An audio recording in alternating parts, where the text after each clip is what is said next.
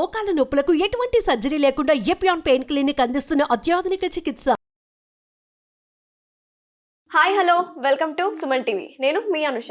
ఈ రోజు మనతో పాటు ఉన్నారు డాక్టర్ ఏ మాలతి శ్యామ్ల గారు. నమస్తే డాక్టర్ గారు. నమస్కారం అండి. ఒకప్పుడు 60 ఏళ్ల వయసు కానీ 65 ఏళ్ల వయసు పైబడిన వాళ్ళకి కానీ మోకాల నొప్పులు అనేవి స్టార్ట్ అయ్యాయి. కానీ ఈ రోజుల్లో చిన్న ఏజ్లోనే స్టార్ట్ అవుతున్నాయి నీ పెయిన్స్. అసలు ఎందుకు వస్తున్నాయి ఇంత చిన్న ఏజ్లో? అసలు దీని యొక్క కారణాలు ఏంటి? నీ పెయిన్స్, మోకాళ్ళ నొప్పులు రావడానికి గల కారణాలు చాలా ఉంటాయి. అందరూ అనుకుంటారు ఓన్లీ ఒబేసిటీ వల్ల వస్తుంది లేదా ఆహారపు అలవాట్ల వల్ల వస్తుంది అని అనుకుంటారు. అది కాదు. ఏదైనా మోకాలికి ఇంజురీ అయినా లేకపోతే ఇన్ఫ్లమేషన్ అయినా కొంతమందికి ఇన్ఫ్లమేషన్ అవుతుంది. ఇంకా కొంతమందికి ఆటో ఇమ్యూన్ డిసీజెస్ అని ఉంటాయన్నమాట. అంటే వాళ్ళంతట వాళ్ళకే రోగ నిరోధక శక్తి తగ్గిపోవటం వల్ల వచ్చేటటువంటి కారణాల వల్ల కూడా ఈ జాయింట్కే కాదు అన్ని జాయింట్స్కి వస్తే దాంతో పాటుగా నీ జాయింట్ కూడా ఎఫెక్ట్ అవుతూ ఉంటుంది. మీరు అడిగినట్టుగా చిన్నపిల్లలకి ఎందుకు వస్తుంది అని.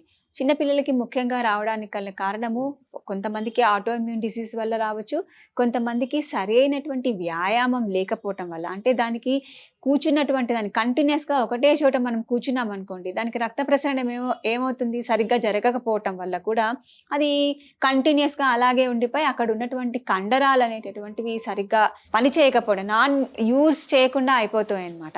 సో అట్లా కూడా కంటిన్యూస్గా ఉండటం వల్ల కూడా ఆ కండరాల వాళ్ళకి పెయిన్ వచ్చి కూడా అలా పెయిన్ రావడానికి అవకాశం ఉంటుంది.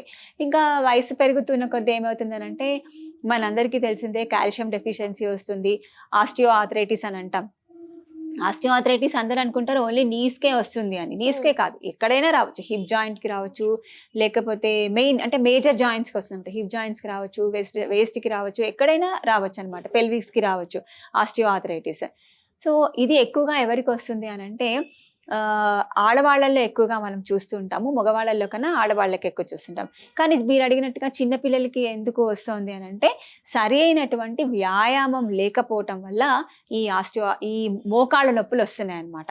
అందరికీ మోకాళ్ళ నొప్పులు ఉన్న వాళ్ళందరికీ ఆస్టియో ఆర్థరైటిస్ అని మనం చెప్పడానికి కాదు. అది అన్లెస్ మనం దాన్ని డయాగ్నోస్ చేస్తే కానీ మనం చెప్పడానికి కాదన్నమాట. అది జాగింగ్ లాంటివి ఏమన్నా ఎక్సర్సైజ్ ఏమైనా చేయొచ్చా మోకాల నొప్పులు ఉన్న వాళ్ళు? చేయొచ్చు. మీరు అన్నట్టుగా మోకాళ్ళ నొప్పులు ఉంటే వాళ్ళకి అది ఇబ్బందికరంగా ఉంటుంది. కింద కూర్చుంటే పైకి లేవడం కష్టం అవుతుంది. కుర్చీలో కూర్చున్నా కూడా లేవడం అనేటటువంటిది కష్టంగా ఉంటుంది. సో అట్లాంటి వాళ్ళు ముందర ఏం చేయాలంటే ఈ నీ స్ట్రెంథనింగ్ ఎక్సర్సైజ్ అనేటటువంటి ఫస్ట్ చేయాలి. దానికి ఫిజియోథెరపీలో లేదా ఇంట్లో కూడా ఉంటుంది. దాన్ని క్వాడ్రిసిప్స్ ఎక్సర్సైజెస్ అని అంటారు. Quadriceps exercises. సో ఆ క్వాడ్రిసిప్స్ ఎక్సర్సైజెస్ చేయటం వల్ల ఏమవుతుందంటే నీ చుట్టూతా ఉన్నటువంటి ఏవైతే కండరాలు ఉంటాయో, నీకి ఏ కండరాలైతే మనము నడుస్తున్నప్పుడు లేదా ఎక్స్టెన్షన్ కానీ ఫ్లెక్షన్ కానీ చేసినప్పుడు అవసరం వస్తాయో, అంటే పనిలోని చేస్తూ ఉంటాయో ఆ కండరాలు బాగా స్ట్రెంథన్ అవుతాయి అన్నమాట, గట్టి పడతాయి అన్నమాట. ఆ కండరాలు కనుక మనము స్ట్రెంథన్ కనుక చేసుకున్నాం అనుకోండి, ఆటోమేటిక్గా మనకు పోవాల్సింది ఏంటి, లోపల ఎలా అయినా ఉండనియండి. అది 2 బోన్స్ చాలా మంది చెప్తారు జాయింట్ మొత్తం లాక్ అయిపోయింది, జాయింట్ మొత్తం అరిగిపోయింది అని చెప్తారు. జాయింట్ అరిగిపోతుంది వల్ల నీకు పెయిన్ వస్తుంది. అంటే నడుస్తూ ఉంటే దాన్ని గ్రీజింగ్ లేకపోవడం వల్ల పెయిన్ వస్తుంది. కార్టిలేజ్ పోవడము, లేకపోతే ఇంకా రకరకాల కారణాలన్నీ ఉంటాయి. అరిగిపోవడం వల్లనో ఏదో ఉంటుంది, సైనోవిల్ ఫ్లూయిడ్ తగ్గిపోవడం వల్ల ఇలాగ వస్తుంటుంది. సో దానికి మనం ఏం చేస్తామనంటే ఈ కండరాలను కనుక మనం స్ట్రెంథన్ చేసుకుంటే మన యొక్క పెయిన్ అంతా దాంతోటి వెళ్ళిపోతాం. అంటే పెయిన్ లేకుండా మనము దానిని నడవడానికి కానీ లేకపోతే మెట్లెక్కడాల్లో కానీ చేసుకోవచ్చు. చాలా మందికి ఒక డౌట్ ఉంటుంది, నీ పెయిన్ ఉన్నటువంటి వాళ్ళు వాకింగ్ చేయొచ్చా అని. వాళ్ళు నీ పెయిన్ ఉన్న వాళ్ళు ఒబేస్గా ఉంటారు, ప్లస్ వాళ్ళు వాకింగ్ చేయాలని చెప్పి ఆర్థోపెడిక్ డాక్టర్స్ చెప్తూ ఉంటారు. కానీ అది సాధ్యపడదు. అలాంటి వాళ్ళు ఏం చేయొచ్చు అని అంటే వాళ్ళకి ఎంత దూరం అయితే నడుస్తారో అంత దూరం కొంచెంసేపు నడిచి కాసేపు రెస్ట్ తీసుకోవాలి. మళ్ళీ కొంచెం దూరం నడిచి రెస్ట్ తీసుకోవాలి. అంటే నీస్కి ఎటువంటి పెయిన్ అంటే ఎటువంటి ఇబ్బంది కలగకుండా ఉంటుంది. అట్లాగే మనం ఒబేసిటీని కూడా మనం తగ్గించుకోవచ్చు అనమాట. అంటే ఇంటర్మీడియట్గా మనము నడిచామనుకోండి, ఇంటర్మీడియట్గా అంటే కాసేపు నడుస్తాము, కాసేపు రెస్ట్ తీసుకుంటాము, మళ్ళీ నడుస్తాము, కూర్చుంటాం. అట్లా మెల్లమెల్లగా ఆయాసం అనేదే లేకుండా వాళ్ళు సునాయాసంగా వెయిట్ తగ్గుతారు, ప్లస్ నీ జాయింట్ పెయిన్ కూడా వాళ్ళలో తగ్గేటటువంటి అవకాశం ఉంటుంది. చిన్నపిల్లల్లో అయితే నేను అందరికీ ఎక్సర్సైజ్ ఏం చెప్తానంటే ఈ జిమ్, జాగింగ్ ఇలాంటి వాటికన్నా యోగాసనాలు కనుక చేస్తే, యోగాసనాలలో ఇప్పుడు ఒకటి మొక్కై వంగంది మానై వంగున అని ఒక సామెత, మనకు ఒక నానుడి ఉంది, అందరికీ తెలిసినటువంటిదే. సో చిన్నప్పటి నుంచే, ఇవాళ రేపు స్కూల్స్ లో చాలా మందికి ఉన్నాయి, స్కూల్స్ లోపల యోగాసనాలు నేర్పిస్తున్నారు, డ్రిల్, పీటీ ఇలాంటివన్నీ ఉన్నాయి. వాటితో పాటుగా సరైనటువంటి ఆసనాలు, ఒక ట్రైనర్ బాగా యోగాసనాలు పర్ఫెక్ట్ అయినటువంటి వాళ్ళని కనుక మనం తీసుకొని వాళ్ళ ఆధ్వర్యంలో కనుక చేస్తే ప్రతి ఒక్క జాయింట్ కి కూడా రక్త ప్రసరణ ఎంత కావాలో అంత జరుగుతుంది, న్యూట్రిషన్స్ బాగా పెరుగుతుంది, దానికి పోషణ పెరుగుతుంది అనమాట, జాయింట్స్ బలంగా ఉంటాయి అన్నమాట. సో వాళ్ళకి యోగాసనాలు వరకు ప్రిఫర్ చేస్తాము. ఇంకొకటి ఏంటి అని అంటే అన్నిటికన్నా మంచిది సూర్య నమస్కారాలు చేయడము. సో అన్ని జాయింట్స్ మూవ్మెంట్ అవుతుంది, అన్ని జాయింట్స్ కి పోషణ వస్తుంది, ప్లస్ స్ట్రెంగ్తన్ అవుతాయి అవి. దాంతో పాటుగా కండరాలు కూడా స్ట్రెంగ్త్ అవుతూ ఉంటాయి. సో యోగాసనాలు చేయడం చాలా మంచిది. దాంతో పాటుగా ప్రాణాయామ చేయడం కూడా మంచిది. ఇప్పుడు యోగాసనాలు ఆల్రెడీ నీ పెయిన్స్ ఉన్న వాళ్ళు కూడా యోగాసనాలు చేసుకోవచ్చా? దానికి అనుగుణంగా ఇప్పుడు మా వేమన్ యోగా రీసెర్చ్ ఇన్స్టిట్యూట్ లో మేము ఏం చేస్తామంటే, మా దగ్గర వచ్చే వాళ్ళందరూ కూడా ఈ నీ జాయింట్ పెయిన్స్ ఉన్న వాళ్ళు చాలా మంది వస్తారు. సో దానికి ఏం చేస్తామనంటే సపోర్టివ్ గా అనమాట ఆసనాలు, మనం ఇంతకుముందు నేను చెప్పాను కదా కండరాలని స్ట్రెంగ్త్ చేయాలి అని చెప్పేసి. సో ఆ కండరాలని స్ట్రెంగ్త్ చేసేటటువంటి ఆసనాలని మేము చెప్పడం జరుగుతుంది అనమాట. అక్కడ చెప్తున్నాం. అది ఎలాగా అనేసి అంటే దానికి సపోర్టివ్స్ పెట్టి, జాయింట్ కింద మనం సపోర్ట్స్ పెట్టి, జాయింట్ ని మనం ఎటువంటి డిస్టర్బ్ చేయకుండా ఈ కండరాన్ని స్ట్రెంగ్తన్ చేసేటటువంటి ఆసనాలని, కండరాన్ని స్ట్రెంగ్తన్ చేసేటటువంటి ఎక్సర్సైజెస్ ని చెప్పడం జరుగుతుంది అనమాట. అట్లా చేసుకోవచ్చు ఆసనాలు. ఇప్పుడు కూర్చొని అంటే టేబుల్ పైన పడుకొని చేసుకోవచ్చు, దాని తర్వాత ఇలా కుర్చీలో కూర్చొని కూడా మనము ఎక్సర్సైజ్ చేయవచ్చు. నీ పెయిన్స్ అసలు రాని వాళ్ళకైతే యోగా ఆసనాలు, మంచి ఫుడ్ తీసుకోవడం ఇలాంటివి అయితే ఉన్నాయి. నీ ముందు జాగ్రత్త ప్రికాషన్స్ గా ఆల్రెడీ ఉన్న వాళ్ళకు కూడా యోగాసనాలు ఉన్నాయి. యోగాసనాస్ ఉన్నాయి. ఇప్పుడు ఇవాళ రేపు చాలా వచ్చేసాయి.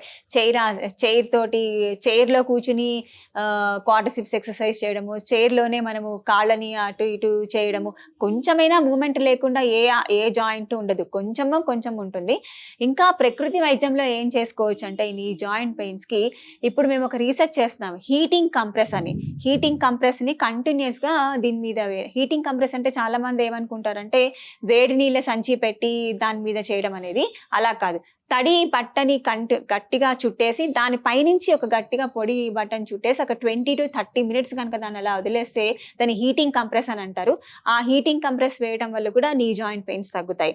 అట్లాగే ఇంకా ప్రకృతి వైద్యంలో ఏంటంటే ఇన్ఫ్రారెడ్ ల్యాంప్ థెరపీ, డైరెక్ట్ గా మడ్ అప్లికేషన్స్, దీని మీద మడ్ కనుక మనం పెడితే ఇన్ఫ్లమేషన్ అంతా కూడా తగ్గిపోయి నీ జాయింట్ పెయిన్స్ తగ్గుతాయి అన్నమాట. ఓకే, ఇలాంటి మోకాలు నొప్పులు ఉన్న వాళ్ళకి ఎలాంటి ఆహారం తీసుకుంటే బాగుంటుంది డాక్టర్ గారు? ఇట్లాంటి వాళ్ళకి మోకాళ్ళ నొప్పులు ఉన్నటువంటి వాళ్ళకి ఇప్పుడు కాల్షియం తక్కువైపోయి మోకాళ్ళ నొప్పులు వస్తూ ఉంటాయి. వాళ్ళకి కాల్షియం సప్లిమెంటరీస్ ఉన్నటువంటివి అంటే పాలు, పెరుగు పదార్థాలు, దాని తర్వాత ఎవరికైనా మంచివే, అందరికి మంచివే, లేని వాళ్ళు కూడా మంచివే. ఎక్కువగా కాల్షియం ఎక్కువగా ఉన్నటువంటివి ఇప్పుడు మనం తమలపాకులో మనం చూస్తుంటాం, ఎక్కువ కాల్షియం ఉంది అని చెప్తుంటారు. అలాగే మునగాకు కూడా చాలా మంది, దానిలో ఐరన్, అన్ని పోషక పదార్థాలు దాని లోపల ఉంటాయి. మునగాకు తీసుకోవచ్చు.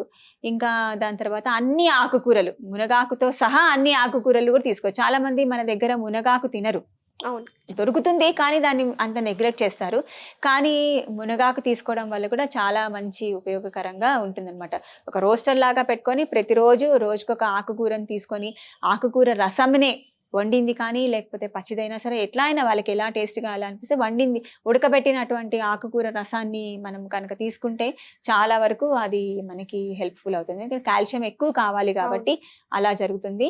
ఇంకొకటి ఏంటంటే బరువు తగ్గేటటువంటి ఆహారాన్ని మనము తీసుకోవాలన్నమాట. అంటే కొంచెం కాన్సన్ట్రేషన్ బరువుగా ఉన్న వాళ్ళకి మోకాళ్ళ నొప్పులు వచ్చాయనుకోండి, ఆ బరువు తగ్గడానికి వాళ్ళు ప్రయత్నం చేసి ఒక పూట భోజనం చేసి ఒక పూట ఫ్రూట్స్, సలాడ్స్ మీద కనుక వెయిట్ బేరింగ్ డైట్ కనుక చేస్తే చాలా వరకు అది తగ్గుతుంది అన్నమాట. కంట్రోల్ అవుతాయి. నీ క్యాప్స్ కొంతమంది వేసుకుంటూ ఉంటారు కదా మేడం, అలా వేసుకోవడం కూడా మంచిదేనా? నీ క్యాప్స్ వేసుకోవడం కూడా మంచిదే అండి. ఎందుకంటే బాగా పెయిన్స్ ఉన్నటువంటి వాళ్ళకి అది నీ క్యాప్ వేసుకుంటే ఒక సపోర్ట్‌గా ఉంటుందన్నమాట. సో, నీ క్యాప్ వేసుకొని వాళ్ళు నడిచేటప్పుడు నీ క్యాప్స్ వేసుకోవచ్చు. పడుకునేటప్పుడు దాన్ని తీసేసి చేయొచ్చు. నేను చెప్తున్నాను కదా! ఇప్పుడు కొంచెం ఇంటర్మిటెంట్‌గా వాక్ చేయొచ్చు అనేప్పుడు, ఆ ఇంటర్మిటెంట్ వాక్ చేసేటప్పుడు నీ క్యాప్స్ వేసుకొని కనుక వాక్ చేస్తుంటే ఇటు వెయిట్ తగ్గుతారు, అటు పెయిన్ కూడా తగ్గుతుందన్నమాట. నీ క్యాప్స్ కొనుక్కోలేనటువంటి పరిస్థితిలో ఉన్నటువంటి వాళ్ళు, ఒకవేళ వాళ్ళకి నీ క్యాప్స్ వేసుకుంటే చర్మం అంతా ఈ ఎలర్జీ వచ్చేసి లేకపోతే చర్మం అంతా ఇలా కోసుకోపోయినట్టుగా అయిపోతూ ఉంటుంది. మనం పేషెంట్స్ గమనిస్తూ ఉంటాం. సో, అలాంటప్పుడు ఏం చేయొచ్చనంటే ఇంట్లో దొరికేటటువంటి కాటన్ చున్నీ బట్టలు ఉంటాయి కదా! ఆ బట్టని మనము దానికి తగ్గట్టుగా కట్ చేసుకొని దాన్ని గట్టిగా చుట్టుకొని కూడా మనము వాకింగ్ చేయవచ్చు. చేసుకోవచ్చు. ఇంట్లో కూడా ఉన్నటువంటి దాంతో కూడా మనం చేయవచ్చు. థ్యాంక్ యూ అండి. నమస్కారం.